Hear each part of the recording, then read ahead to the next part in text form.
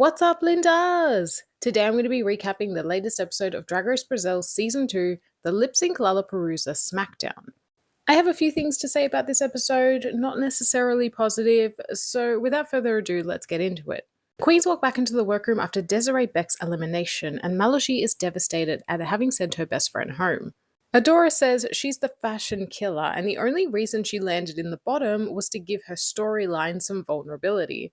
So it's a new week in the workroom, and Drag Queen announces that for this week's mini challenge, the queens are going to be inhaling some sausages. Literally. They need to get into quick drag, tie a sausage around their waist, and try to grab it with their mouths without using their hands. Only on Drag Race. It's a lot harder than it looks. Not that I've tried. Mallory comes close, landing her sausage on her nose, but not quite making her mouth. However, it is Adora that ends up taking the win at the last second.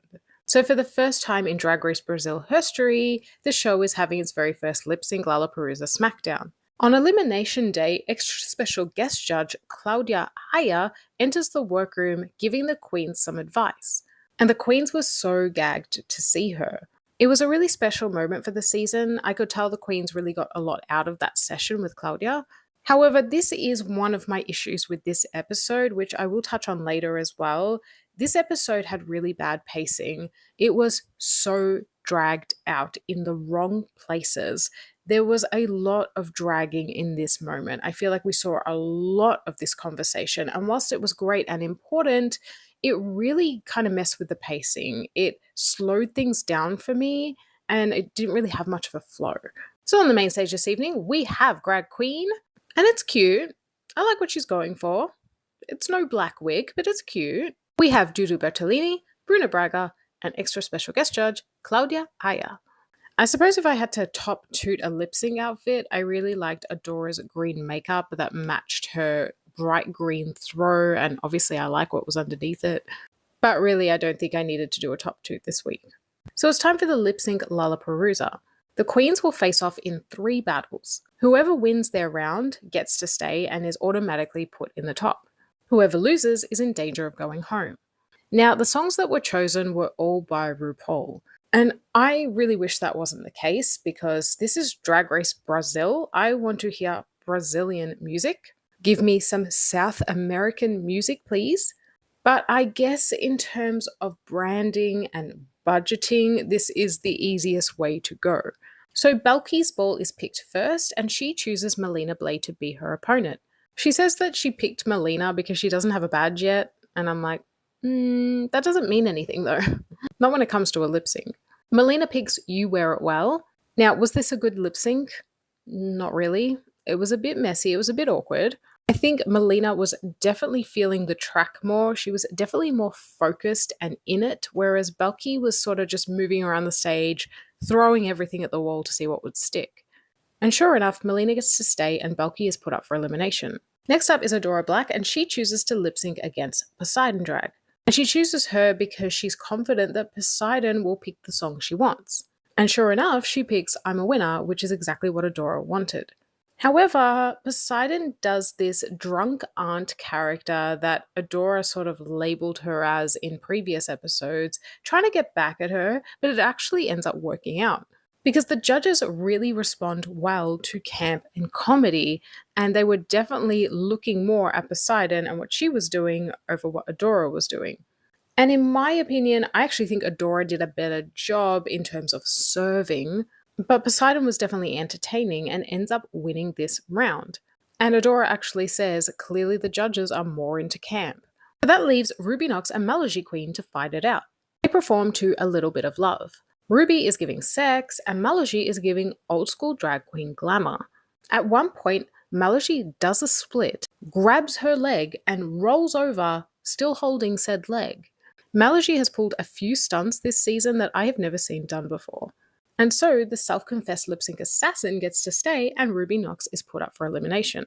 Drag Queen then reveals that the top 3 queens that survive their lip-syncs get to choose one of the bottom 3 queens to save. And that means that the remaining 2 will need to lip-sync for their lives. In Untucked, Belky pleads her case with a lot of emotion.